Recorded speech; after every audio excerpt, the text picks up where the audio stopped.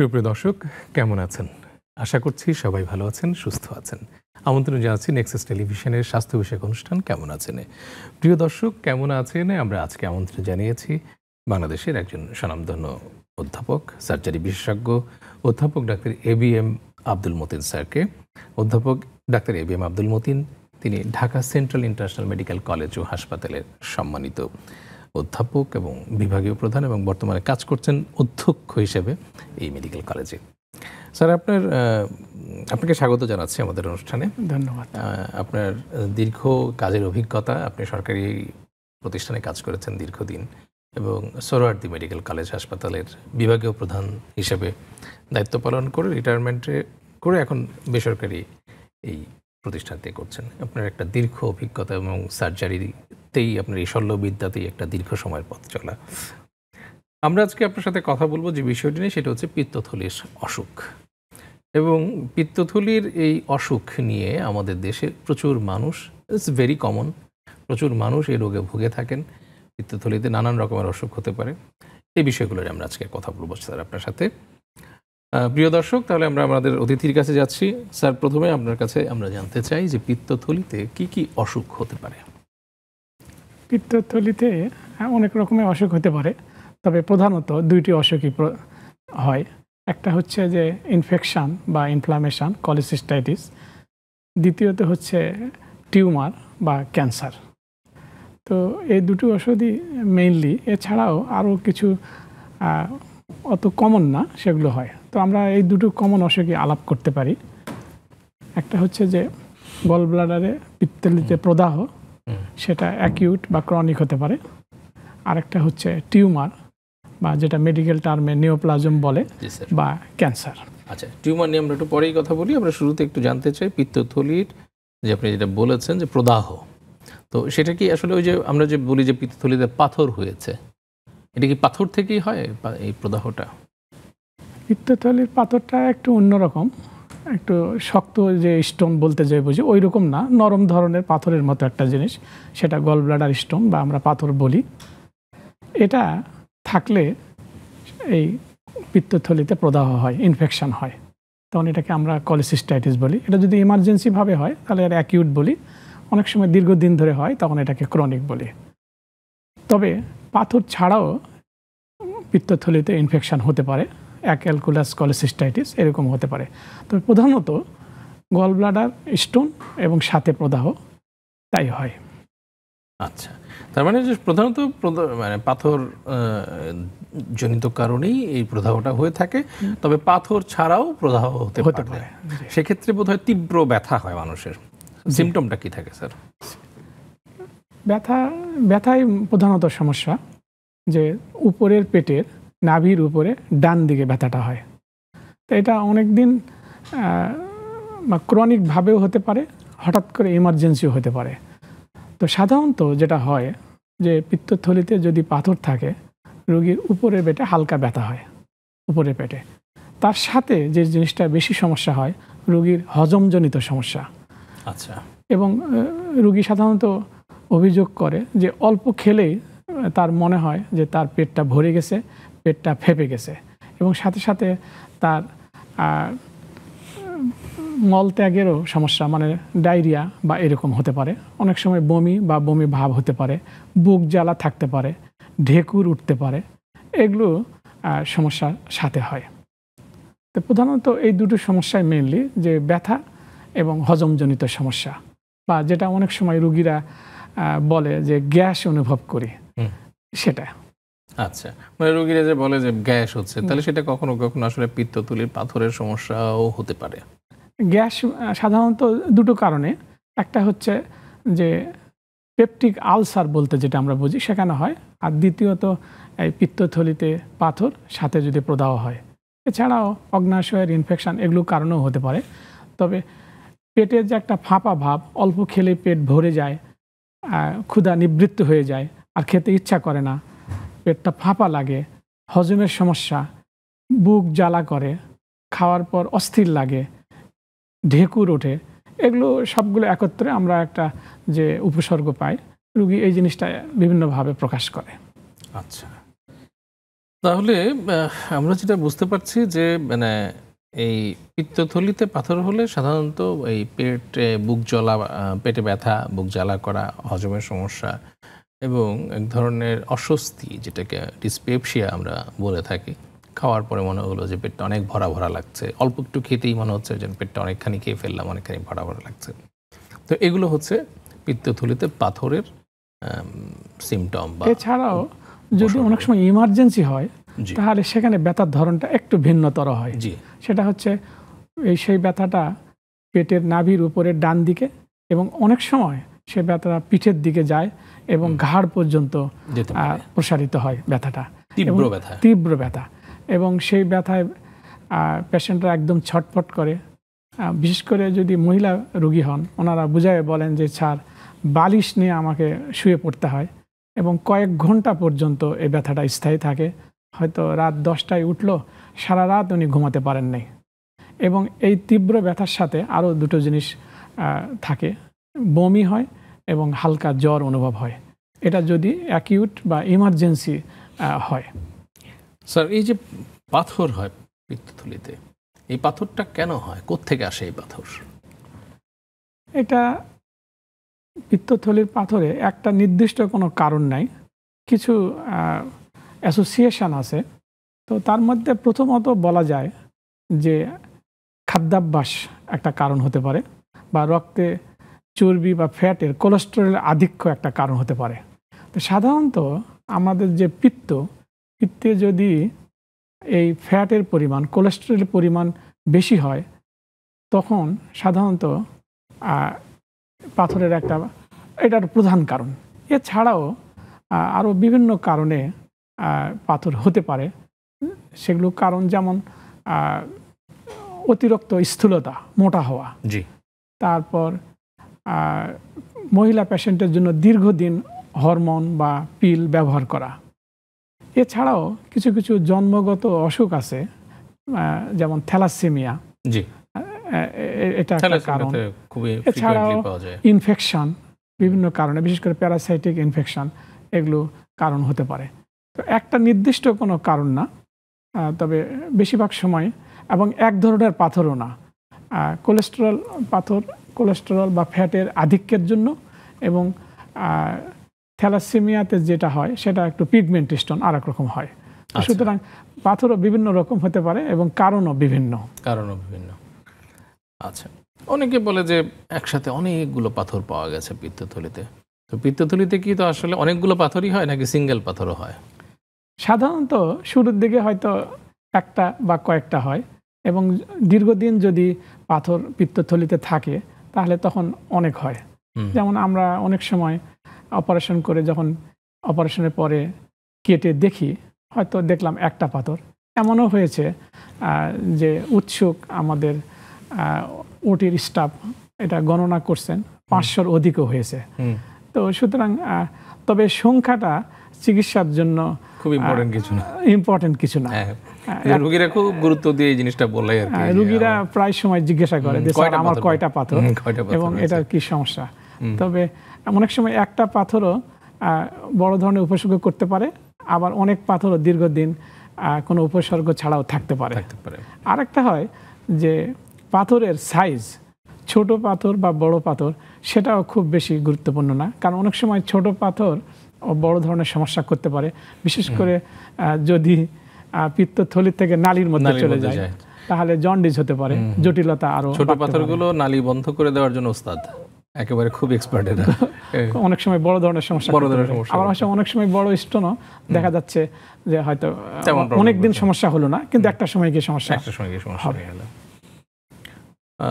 Sir, এই যে পিত্তথলিতে যখন পাথর হয় এবং রোগীর এই ধরনের সিমটম নিয়ে যখন আপনাদের কাছে আসে, আপনারা এটাকে রোগ নির্ণয় কিভাবে করেন? ডায়াগনস্টিক পরীক্ষাগুলো কি কি আছে, রোগ নির্ণয় করার পদ্ধতিগুলো?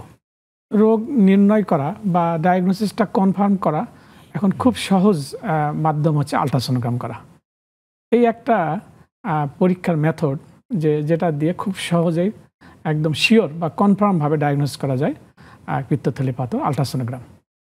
আমাদের দেশে 1984 সালের দিকে আল্ট্রাসোনোগ্রামটা আসছে, তখন পুরা দেশের জন্য বর্তমান বিএসএমইউ, আগেকার আইপিজিএমআরে একটা মেশিন ছিল পুরো দেশের জন্য। এখন সব জায়গায় সারা দেশে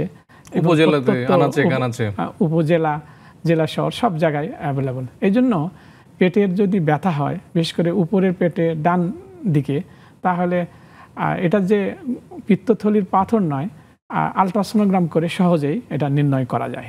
আচ্ছা, আলট্রাসোনোগ্রামই সবচেয়ে সহজ পরীক্ষা। এছাড়া আরও অন্যান্য অনেক পরীক্ষা আছে, যেমন আগে আমরা করতাম ওসিজি, ওগুলো এখন অলমোস্ট করা হয় না। এছাড়া আরও আমরা দেখিনি এমআরআই, সিটি স্ক্যান, এগুলো করা যায়, তো প্রয়োজন পড়ে না। শুধুমাত্র অনেক সময় জটিল পরিস্থিতির সৃষ্টি হলে বা কোনো কমপ্লিকেশনস হলে তখন শুধুমাত্র অন্যান্য পরীক্ষা লাগে, সাথে অনেক সময় রক্তের পরীক্ষা লাগে। তো প্রধানত ডায়াগনোসিস করার জন্য আলট্রাসোনোগ্রামই প্রাথমিক অবস্থায় যথেষ্ট এবং এটি খুবই দক্ষতার সাথে আলট্রাসোনোগ্রাম দিয়ে পরীক্ষাটা করে আমরা এটা নির্ণয় করতে পারি। আপনাদের প্র্যাকটিসের শুরুর দিকে যখন আলট্রাসোনোগ্রাম এতটা অ্যাভেলেবেল ছিল না, তখন আপনারা কিভাবে কাজ করতেন? যখন আপনারা উপজেলা বা জেলা সদরে আপনারা কাজ করেছেন? আমি শুরুর দিকে আলট্রাসোনোগ্রাম পেয়েছি আমার শিক্ষকদের কাছ থেকে। আমি শুনেছি তখন উপরের পেটে ব্যথা হলে হয় পেপটিক আলসার না গল ব্লাডার স্টোন। ওনাদের সময় ডায়াগনোসিস করা আসলে কঠিন ছিল। তখন একমাত্র এক্সরে ছিল, বেরিয়াম মিল এক্সরে। মিল এক্সরেতে যদি পেপটিক আলসার হয়তো তো হইলো, যদি ওটা না হয় তো সেকেন্ড অল্টারনেটিভ হচ্ছে ওনারা তখন মানে ক্লিনিক্যাল ডায়াগনোসিস করে অনেকটা বলা যায়, রোগ লক্ষণ দেখেই তারা দেয়। তবে এটা শিওর হওয়ার জন্য একটা পরীক্ষা ছিল, এটা খুবই করা ঝামেলাযুক্ত, ওসিজি, ওরাল কলসিস্টোগ্রাম, যেটা এখন আর প্রায় করা হয় না, কারণ সিটি স্ক্যান চলে আসছে, এমআরআই চলে আসছে, এমআরসিপি। তা সুতরাং প্রয়োজন হলে এগুলো পরীক্ষা এখন অ্যাভেলেবল। শহরে না হইলে, জেলা শহরে না হইলেও ঢাকায় আমাদের দেশে অনেক হাসপাতালে হচ্ছে। তো এখন স্যার, এই যে পরীক্ষা নির্ণয় করার পরে আপনারা অপারেশন করে থাকেন সাধারণ চিকিৎসা করার জন্য, অপারেশন কি আসলে সব রোগীর ক্ষেত্রেই প্রয়োজন হয়, নাকি মানে পিত্তথলিতে পাথর আছে এটি জানার পরেই কি আপনারা অপারেশনের সিদ্ধান্ত নেন, নাকি আরও কিছু কিছু ক্রাইটেরিয়া ফুলফিল করতে হয়? হ্যাঁ, পিত্তথলিতে পাথর থাকলে অপারেশন করাটাই ভালো, নিরাপদ। তবে এইরকম বলা যায় যে অনেক বয়স্ক রোগী অপারেশনের জন্য আনফিট, কোনো ব্যথা হচ্ছে না, তাহলে হয়তো অপারেশন না করলে চলে। কিন্তু যদি পাথরের সাইজ বড় হয়, 1 সেন্টিমিটারের বড় হয়, এবং পেশেন্ট যদি ডায়াবেটিক হয়, তখন অপারেশন করে নেওয়াই ভালো। কারণ এই পেশেন্টের যদি কোনো জটিলতা হয় তাহলে সেটা জীবনের ঝুঁকিপূর্ণ হয়ে যাবে। সেজন্য বেশিরভাগ ক্ষেত্রে পিত্তথলিতে পাথর হলে অপারেশনে আমরা পরামর্শ দিয়ে থাকি। আচ্ছা স্যার, কি ধরনের ঝুঁকি হতে পারে স্যার এই পিত্তথলি পাথরের জন্য? ঝুঁকি, হ্যাঁ, অনেক সময় ব্যথা হয় না, কিন্তু হঠাৎ ব্যথা হয়। ব্যথার থেকেও বেশি ঝুঁকিপূর্ণ কন্ডিশন বা জটিলতা হচ্ছে যে অনেক সময় এই পাথর পিত্তথলির থেকে পিত্তনালীর মধ্যে চলে যায়। যদি নালীর মধ্যে চলে যায় তখন পেশেন্টের জন্ডিস ডেভেলপ করে, চোখ হলুদ হয়ে যায়, পেশাব লাল হয়ে যায়, এবং এটা খুবই একটা ঝুঁকিপূর্ণ অবস্থা। সেক্ষেত্রে অপারেশন দুটো করতে হয়, পিত্তথলির পাথরের অপারেশনও করতে হয় এবং পিত্তনালীর অপারেশন করতে হয়। তো সুতরাং জন্ডিস হওয়া একটা বড় ধরনের জটিলতা। এছাড়াও অনেক সময় যদি অ্যাকিউট ইমার্জেন্সি ইনফেকশন হয়, সেক্ষেত্রে গলব্লাডার গ্যাংগ্রিন হয়ে যায়। গ্যাংগ্রিন হয়ে গেলে রোগীর ইনফেকশন পুরো শরীরে ছড়ায় যায়, টক্সিক কন্ডিশন, তখন অপারেশন করা, অজ্ঞান করা, এটা অনেক ঝুঁকিপূর্ণ হয়ে যায়। আরও কিছু জটিলতা, যেমন অগ্নাশয়ের ইনফেকশন হয় যদি পিত্তথলিতে পাথর থাকে। এছাড়াও দীর্ঘদিন ধরে পিত্তথলিতে যদি পাথর থাকে তাহলে ক্যান্সারও হয়, যদিও এটার হার খুবই কম। তবে গলব্লাডারের পাথরের সাথে গলব্লাডারের ক্যান্সার যে একটা সম্পর্ক আছে, এ বিষয়ে মোটামুটি নিশ্চিত যে এমন কোনো গলব্লাডার ক্যান্সার পাওয়া যায় না যেখানে পাথর নাই। আমাদের প্র্যাকটিসেও যতগুলো আমরা কার্সিনোমা বা ক্যান্সার গলব্লাডার, আমাদের সাথে একজন দর্শক আছেন, আমরা একটু দর্শকের ফোনটা নিচ্ছি। প্রিয় দর্শক, কে আছেন আমাদের সাথে, আপনার পরিচয়টি বলুন। আসসালামু আলাইকুম, আমি মোহাম্মদ ফরিদউদ্দিন মাসুদ, হাতিয়া, নোয়াখালী থেকে। জি মাসুদ সাহেব বলুন। আমার কাছে স্যারের প্রশ্ন হচ্ছে, আমি আজ থেকে 1 বছর আগে আমার পেট অনেক টাইট হয়ে থাকতো এটা কিন্তু কোনো গ্যাসের উপসর্গ আমি বুঝতাম না। গ্যাস হইলে পাপা পাপা থাকতো না, কিন্তু টাইট হয়ে থাকতো। তখন আমি একটা ডাক্তার শরণাপন্ন হই ঢাকাতে। তো উনি বিভিন্ন টেস্ট দিছে, টেস্টে ওই যে এন্ডোস্কোপি দিছে, এন্ডোস্কোপিতে কিছু আসে নাই, কিন্তু কোলোনোস্কোপিতে আমার আলসার ধরা খাইছে। তো আমার প্রশ্ন হচ্ছে, আলসার যখন ধরা খাইছে তখন আলসারের নমুনাটা টেস্ট করলো উনি, তো নমুনার টেস্টে কোনো জীবাণু পাই নাই। এখন আমার প্রশ্ন হচ্ছে তার কাছে, যে ক্ষতটা আছে আমার, এই ক্ষতর জন্য আমার ডাক্তার কোনো ওষুধ দেয় নাই। এখন আমি এটা একটা বিভ্রান্তিতে আছি, তাহলে আমার ক্ষতটা শুকাবে কিভাবে? আচ্ছা, আপনাকে অনেক ধন্যবাদ। ওনার কোলোনোস্কোপি করা হয়েছে, কোলোনোস্কোপি করে এখানে একটা আলসার পেয়েছে। তা ওনার প্রশ্ন হচ্ছে যে এই ক্ষতর জন্য তো আমাকে কোনো ওষুধ দেওয়া হয়নি, আমার এটা কীভাবে সারবে? এটা চিকিৎসার বলতে গেলে তার ওই কোলোনোস্কোপি করার পর যে বায়োপসি করা হয়েছিল, ওই বায়োপসি রিপোর্টটার দরকার আমাদের। হয়তো খুব সম্ভবত উনি রিপোর্টটা এখনো হাতে পাননি, বায়োপসি রিপোর্ট, তার জন্য হয়তো চিকিৎসা দেননি। না, বায়োপসিতে জীবাণু পাওয়া যায় না, তার মানে ওটা হয়তো কোনো ম্যালিগন্যান্সি না আর কি। ওই বায়োপসিতে যদি নন স্পেসিফিক কোনো আলসার হয় তাহলে সাধারণত কোনো চিকিৎসার দরকার হচ্ছে না, সাধারণ সিম্পল অ্যান্টিবায়োটিক দিলেই হবে। কিন্তু অনেক সময় টিউবারক্লোসিস যদি হয় তাহলে অ্যান্টিটিবি দিতে হবে। যদি ক্যান্সার হয় তাহলে ক্যান্সারের চিকিৎসা করতে হবে। আমরা ধারণা করতে পারি যে সাধারণ আলসার, এই জন্য উনি আশা করতেছেন হয়তো এমনিতেই এটা হিল হয়ে যাবে। এই ক্ষেত্রে তো আসলে কিছু করারও থাকে না, বা করার প্রয়োজন হয় না, ফলো আপে থাকতে হবে। হয়তো 6 মাস পরে যদি হিল না হয়ে যায় আবার রিপিট হয়তো বায়োপসি, কোলোনোস্কোপিক বায়োপসি নিতে হবে। প্রিয় দর্শক, আমরা আলোচনার এই পর্যায়ে একটা ছোট্ট বিরতি নিচ্ছি। বিরতির পরে আমরা আবারও ফিরে আসবো আলোচনায়। সেই পর্যন্ত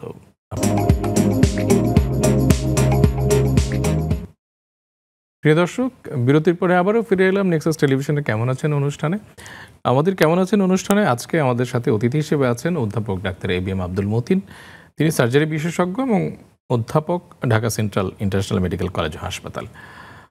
স্যার, আমরা কথা বলছিলাম পিত্তথলির অসুখ এবং পিত্তথলির পাথর, স্পেশালি পাথর নিয়ে আর কি। আমরা বিরতির আগে ছিলাম, একজন দর্শকের ফোনের উত্তর দিচ্ছিলাম। তো আশা করছি আমাদের দর্শক তার উত্তরটি পেয়ে গেছেন বা তার করণীয় সম্পর্কে বুঝতে পেরেছেন। পিত্তথলির অপারেশনের ক্ষেত্রে আপনি এটা চিকিৎসার ক্ষেত্রে আপনি বলেছেন যে অপারেশনটাই হচ্ছে সবচাইতে এটিই চিকিৎসা আর কি, অপারেশন করা।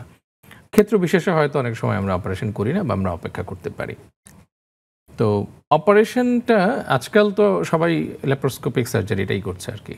সাধারণ মানুষের মনে ল্যাপারোস্কোপি নিয়ে এক ধরনের ধারণা প্রচলিত আছে যে ফুটো করে অপারেশন করলে হয়তো তার সব পাথর বের হয়ে আসবে না, কিছু হয়তো রয়ে যাবে। হ্যাঁ, এবং মানুষ বলে যে কম্পিউটার অপারেশন করা। তো এক্ষেত্রে আসলে এই বিষয়টা কতটুকু সত্য যে কেটে করলেই কি আসলে নিরাময় হওয়ার সম্ভাবনাটা বেড়ে যায়, নাকি ল্যাপারোস্কোপি করা রোগীর জন্য ভালো, কোনটা? যে আপনি যথার্থই বলেছেন, মানুষের মনে একটা উদ্বেগ বা উৎকণ্ঠা অনেক সময় দেখেছি।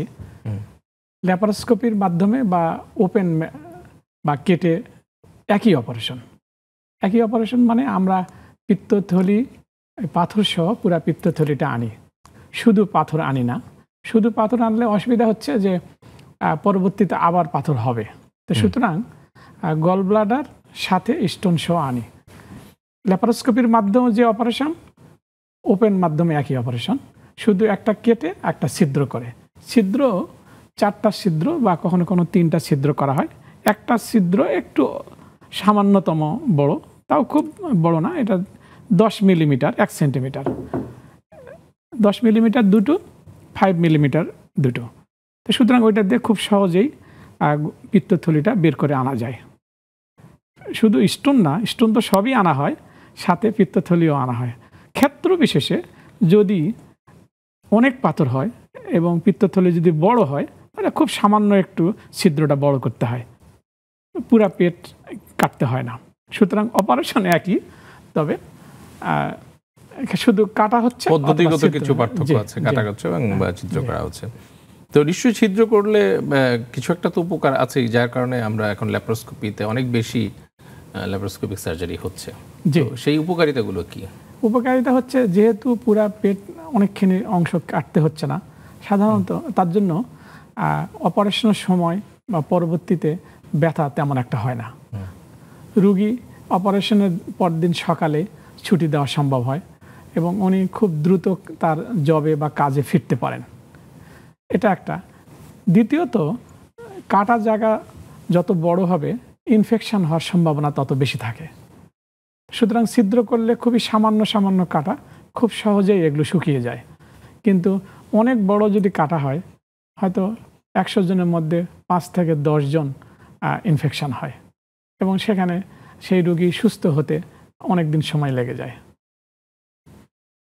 আচ্ছা, তার মানে এখানে টিস্যু ইনজুরিটা কম হয় জি, এবং পেশেন্টের হসপিটালে থাকার যে সম্ভাবনাটা সেটা কমে আসে, ইনফেকশনের রেটটা কমে আসে। অবশ্যই সবকিছু চিন্তা করলে এই লেপারোস্কোপি বা ফুটো করে অপারেশন করাটা এই রোগীর জন্য অধিক লাভজনক এবং জটিলতার হার অনেক কম। দক্ষ হাতে করা হলে লেপারোস্কোপি সেফার এবং নিরাপদ এবং ভালো। এবং আমার মনে হয় যে আজকাল মানে কেটে অপারেশন করা পিত্তথলি পাথরের ক্ষেত্রে এটা অলমোস্ট মানে কমেই গেছে অনেকটা। তবে আপনি ঠিকই বলছেন যে কমে গেছে বলতে আমি একটা শতকরা হারও বলতে পারি যে 100 জনের মধ্যে 95 জনই আমরা এখনো ল্যাপারোস্কোপির মাধ্যমেই করি।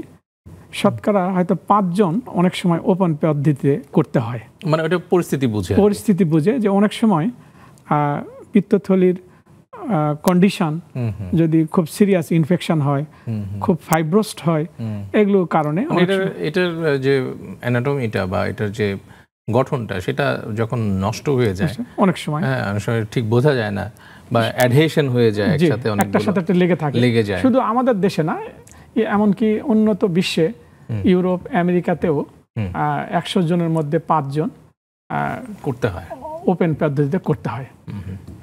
এছাড়া মোটামুটি বাকি সবগুলো ক্ষেত্রেই বেশিরভাগ ক্ষেত্রে এখন ল্যাপারোস্কোপিক পদ্ধতিতে করে থাকে। জি স্যার, আমরা পিত্তথলির পাথর সম্পর্কে অনেক কিছু জানলাম। এখন আপনি আমাদেরকে বলেন যে মানে কি ধরনের জীবনযাপন বা খাওয়া দাওয়া মেনে চললে পরে রোগীদের এই সমস্যাটা হবে না পিত্তথলি পাথর? আমরা কিছু কিছু জিনিস করলে পিত্তথলি পাথর হওয়ার সম্ভাবনা অনেক কমে যাবে।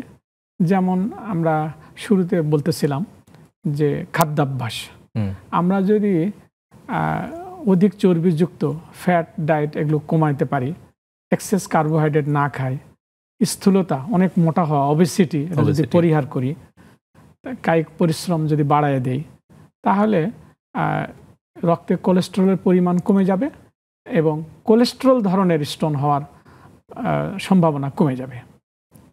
দ্বিতীয়ত কারণ যেটা, যে পিত্ত যে বাইল ফ্লো হওয়ার কথা, হরমোনাল কারণে অনেক সময় হয়। বিশেষ করে মেয়েদের দীর্ঘদিন ধরে যদি জন্ম নিয়ন্ত্রণের বড়ি খান, তাহলে তার একটা গল ব্লাডার স্টোন হওয়ার সম্ভাবনা থেকে যায়। এই জন্য টানা 2 বছরের অধিক আমি পরামর্শ দিব, 2 বছরের অধিক জন্ম নিয়ন্ত্রণের বড়ি না খাওয়া ভালো। 2 বছর পর উনি অন্যান্য পদ্ধতি ব্যবহার করবেন, আবার হয়তো পরে মুখে খাওয়ার বড়ি, ওরাল কন্ট্রাসেপটিভস, জন্ম নিয়ন্ত্রণ বড়ি ব্যবহার করতে পারেন। তৃতীয়ত যে ইনফেকশন, বিশেষ করে আমাদের দেশের প্রেক্ষাপটে কোনো প্যারাসাইট বা কৃমি একটা ফ্যাক্টর। অনেক সময় এই ইন্টেস্টাইনের মধ্য থেকে কৃমি পিত্তনালীর মধ্যে ঢুকে যায়, তো এগুলো একটু নিডাস হিসাবে কাজ করে। তো এই জন্য কৃমির ওষুধ খাওয়া বা কৃমি যাদের সম্ভাবনা আছে বা হতে পারে, বা ইভেন প্রতিরোধ করার জন্য হলেও মাঝে মাঝে 6 মাস বা 1 বছর পর কৃমির ওষুধ খাওয়াটা ভালো হবে। তো সর্বোপরি খাদ্যাভ্যাস পরিবর্তন, হালকা ব্যায়াম করা, এগুলো খুবই কাজে আসবে। আরেকটা হচ্ছে যে জন্মগতভাবে অনেক বাচ্চার যে থ্যালাসেমিয়া হয়, তাদের পিগমেন্ট টাইপের স্টোন হয়। ওইটা কোলেস্টেরল স্টোন না, ফ্যাট না, ওটা ফ্যাটের সাথে রিলেশন না। সেই বাচ্চা, যে বাচ্চার থ্যালাসেমিয়া আছে, অ্যানিমিয়া, রক্তশূন্যতা হয়, প্লীহা বড় হয়ে যায়, তাদের অতিরিক্ত বিলিরুবিনের জন্য বিলিরুবিন স্টোন হতে পারে। যেটাকে আপনারা পিগমেন্ট স্টোন বলছেন, পিগমেন্ট স্টোন বলে, মানে অতিরিক্ত বিলিরুবিন গুলোই পাথরে পরিণত হয়ে যায়, জমা হয়ে যায়। তো সেক্ষেত্রে তার জন্য তার ওই চিকিৎসা বা ও ব্যাপারে খেয়াল করতে হবে। জি, অনেক ধন্যবাদ স্যার আপনাকে।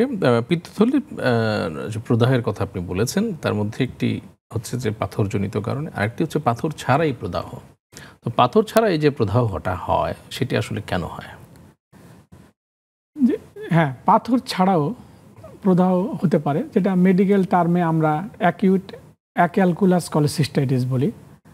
এটা অনেক সময় এত তীব্র হয় যে পাথরের কারণে যে প্রদাহ হয় তার থেকেও বেশি হয়ে যায়, এবং অনেক সময় পিত্তথলি পচে যায়, এবং পাথর না থাকলেও তখন ইমার্জেন্সি অপারেশন করতে হয়।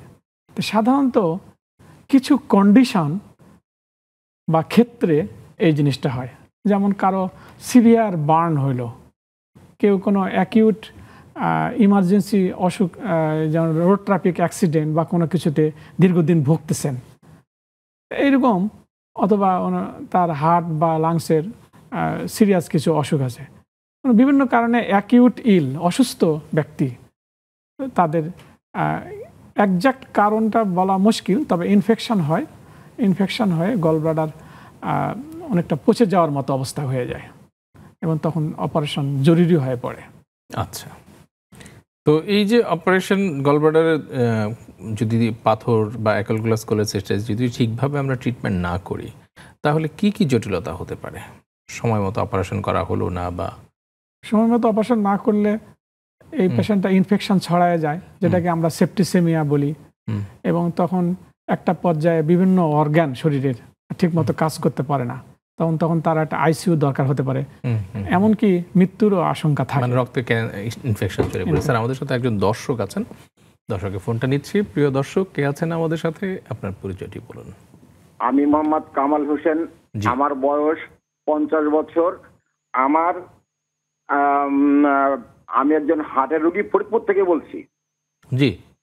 তো আমার গল ব্লাডারে পাথর, পিত্তথলিতে পাথরের সাইজ 17, প্রায় 16.79 আর কি। তো আমি একজন হার্টের রোগী।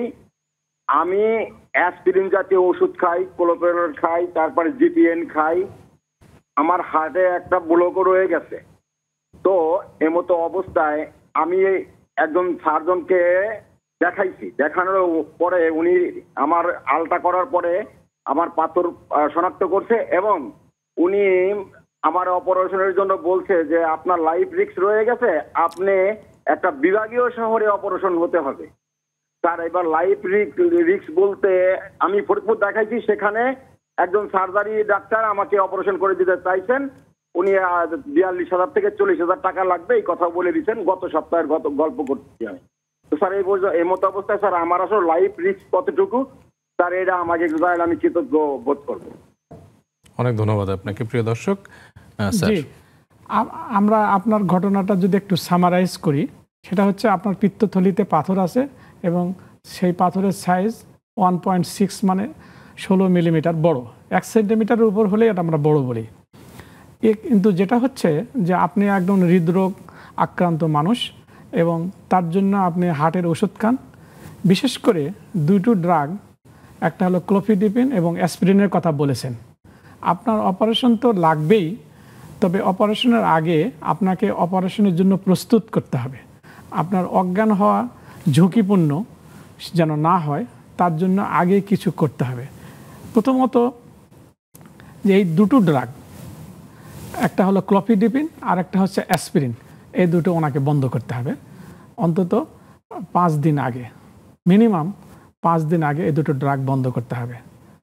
আর অন্যান্য হার্টের যেগুলো ড্রাগ উনি যেভাবে খাচ্ছেন ওইভাবে কন্টিনিউ করবেন। যদি এই দুটো ড্রাগ সঠিক সময়ে বন্ধ না করা হয়, তাহলে অপারেশনের সময় অতিরিক্ত রক্তপাত হওয়ার সম্ভাবনা থাকে। শুধু অপারেশনের আগে 5 দিন না, অপারেশনের পরেও আরও 3 থেকে 5 দিন এই দুটো ওষুধ বন্ধ রাখবেন। আর আপনার অপারেশন ঝুঁকিপূর্ণ হলেও সেটা যদি আমরা সব কিছু আগে ঠিকমতো নিয়ন্ত্রণ করে কন্ট্রোল করে নিয়ে করি, ইনশাআল্লাহ আপনার নিরাপদে অপারেশনটা করা সম্ভব। তবে একটা কথা জানিয়ে রাখি যে আপনার হার্টের কন্ডিশন আপনি কেমন, এটা হয়তো ওইভাবে না বলে আমরা ইকো করে দেখব। সেখানে ইজেকশন ফ্র্যাকশন বলে একটা কথা আছে, সেটা যদি 40-এর উপরে থাকে তাহলে ভয়ের সম্ভাবনা কম।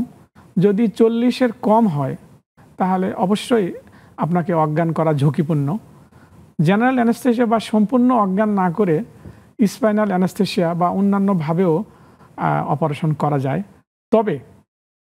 তবে আইসিইউর হয়তো ব্যবস্থা আগেই করে রাখতে হবে। আর আরেকটা হচ্ছে যে যদি ইজেকশন ফ্র্যাকশন খুবই কম হয় তাহলে সেগুলো ক্ষেত্রে অনেক সময় আমরা অপারেশন স্থগিত করি যে হার্টের চিকিৎসা হবে, তারপরে এটা উন্নতি হবে। আমাদেরকে একটা বিরতি নিতে হচ্ছে, বিরতির পরে আমরা আবারও আলোচনায় ফিরে আসবো। প্রিয় দর্শক, নিচ্ছি ছোট্ট একটি বিরতির পরে আমরা আবারও ফিরে আসবো আলোচনায়। সে পর্যন্ত আমাদের সাথে থাকুন।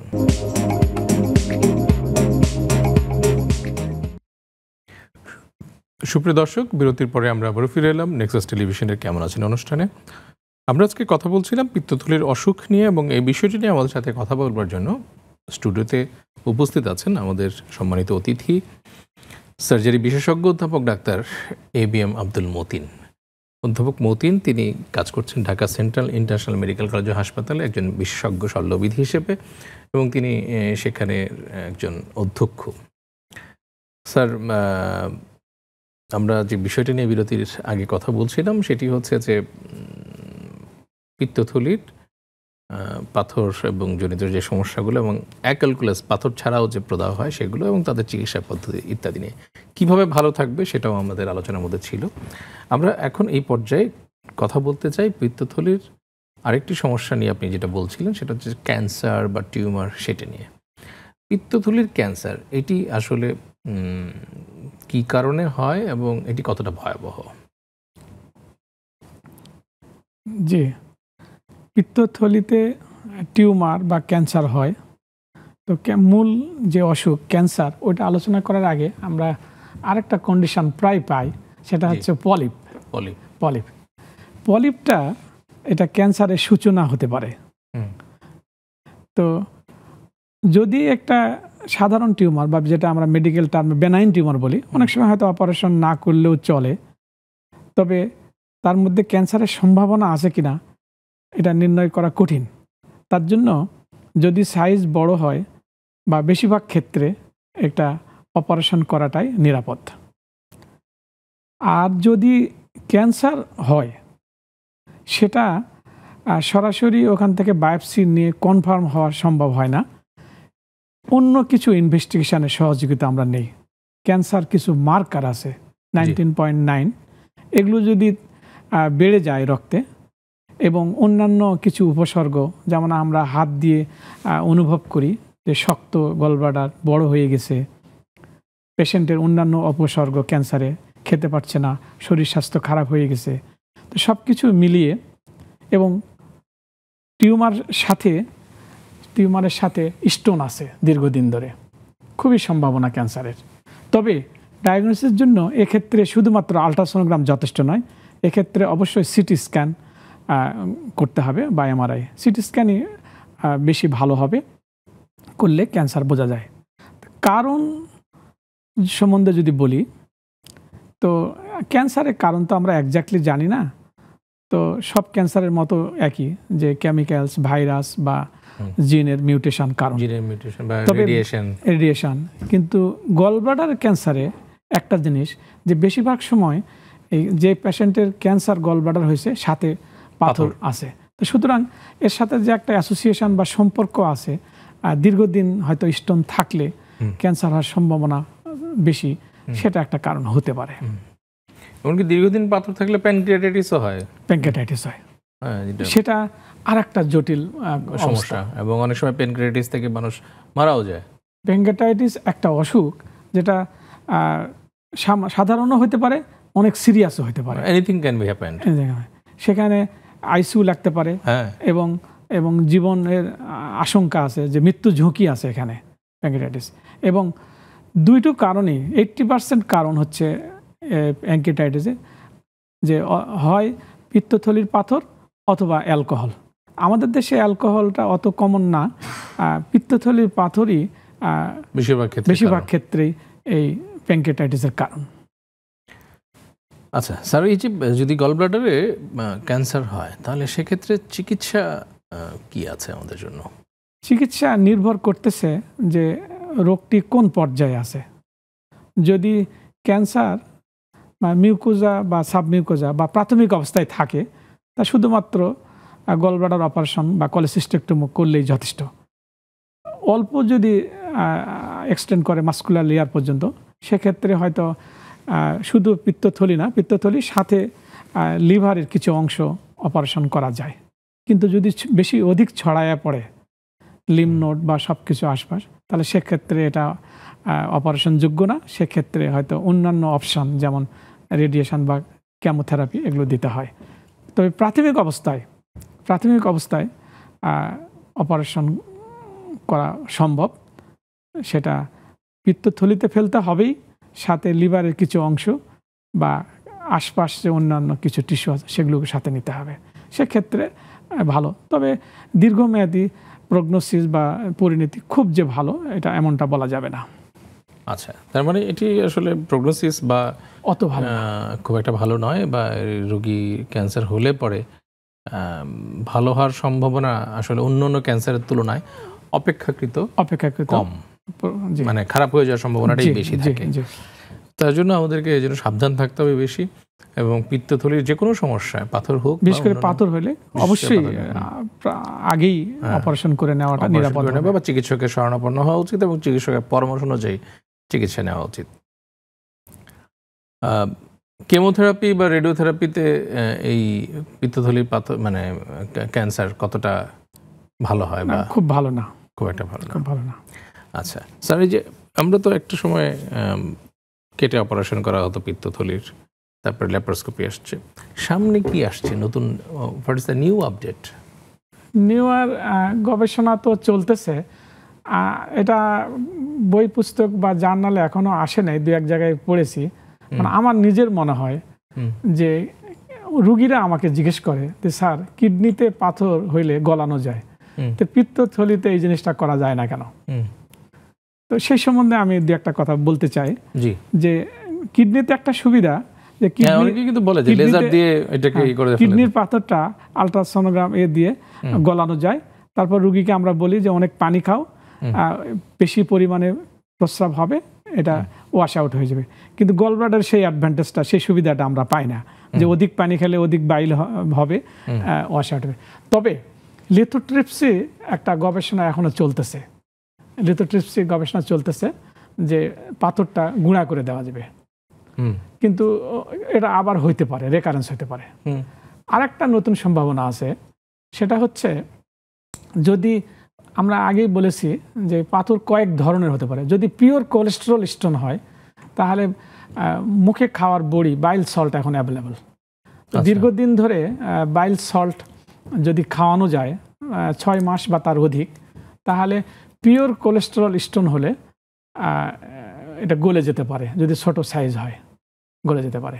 কিন্তু মুশকিল হচ্ছে যে এটা মনিটর করা খুব মুশকিল, এবং কোনটা কতটা ইফেক্টিভ হবে, কার্যকারী হবে, এটা ধারণা করাও একটু কঠিন হয়ে যায়। আচ্ছা, তার মানে হচ্ছে যে আসলে যেই নতুন আপডেটসগুলো আসছে বা নতুন চিকিৎসা আসছে, সেগুলো আসলে কতটুকু কার্যকর হবে এখনো অতটা এটা বলা কঠিন। ওই রকম কার্যকর এখন পর্যন্ত অপারেশনই বা সার্জারি এখন মেইন চিকিৎসার মেথড। আচ্ছা, রোগীদের একটা প্রশ্ন থাকে যে অপারেশন করার পরে এই যে আমার পিত্তথলিটা থাকবে না, তাহলে আমার খাবার হজম হওয়া, বিশেষ করে গরুর মাংস বা ফ্যাট জাতীয় খাবার আমি কিভাবে হজম করব, অন্য কোনো সমস্যা হবে কিনা? আপনি যথার্থই বলেছেন, এটা একটা রোগীদের তরফ থেকে খুবই কমন প্রশ্ন।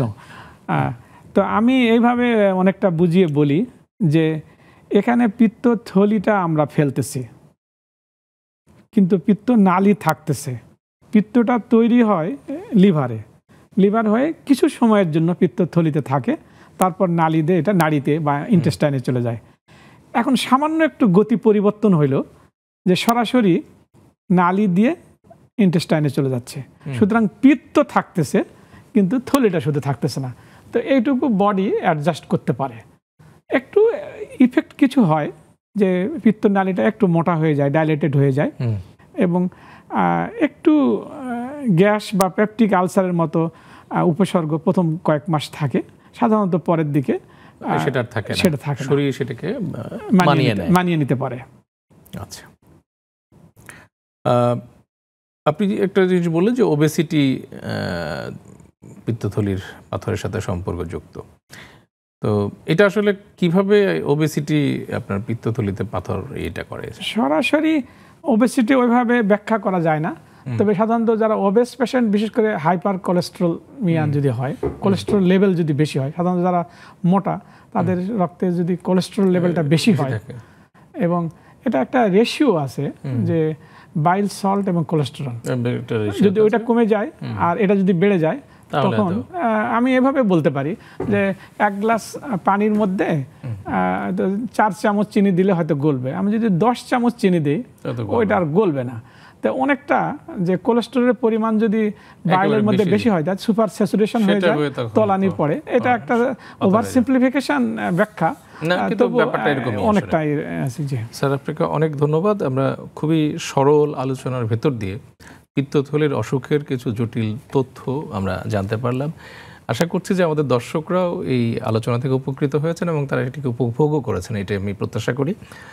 আপনাকে অনেক ধন্যবাদ। আপনি আপনার ব্যস্ত সময় থেকে আমাদেরকে সময় দিয়েছেন এবং আমাদের দর্শকদেরকে উপকৃত করেছেন। আমাদের দর্শকদের পক্ষ থেকে এবং আমাদের নেক্সাস টেলিভিশনের পক্ষ থেকে আপনাকে আন্তরিক কৃতজ্ঞতা। আপনাকেও অনেক ধন্যবাদ। আমি কৃতজ্ঞতা প্রকাশ করতেছি নেক্সাস টেলিভিশন এবং সংশ্লিষ্ট যারা আছেন, টেকনিশিয়ান, অন্যান্য কর্মচারী, কর্মকর্তা, আপনাদের সবাইকে ধন্যবাদ। এবং বিশেষ করে দর্শক যারা আমাদের সঙ্গে অংশগ্রহণ করছেন, আপনাদের জন্য এই প্রোগ্রাম, এটা কাজে লাগলে আমরা ধন্য মনে করব, কৃতার্থ থাকব। অনেক ধন্যবাদ। এটাই আসলে আমরা চাই যে আমাদের এই আলোচনার ভিতর দিয়ে সাধারণ মানুষ, দর্শক যারা আমাদের অনুষ্ঠানটি দেখছেন, তারা যেন স্বাস্থ্য সম্পর্কে এবং আমাদের কি করে ভালো থাকবো সেই বিষয়ে যেন তারা কিছুটা জ্ঞান লাভ করতে পারেন। সচেতনতাই আমাদেরকে সুস্থ রাখতে পারে, আর সুস্থ জীবনই আসলে প্রকৃত সুখী সুন্দর জীবন। সবাই ভালো থাকুন, সুস্থ থাকুন, সুন্দর থাকুন, এই প্রত্যাশায় আজকের মতো এখানেই শেষ করছি। আগামী অনুষ্ঠান দেখবার আমন্ত্রণ রইল। শুভরাত্রি।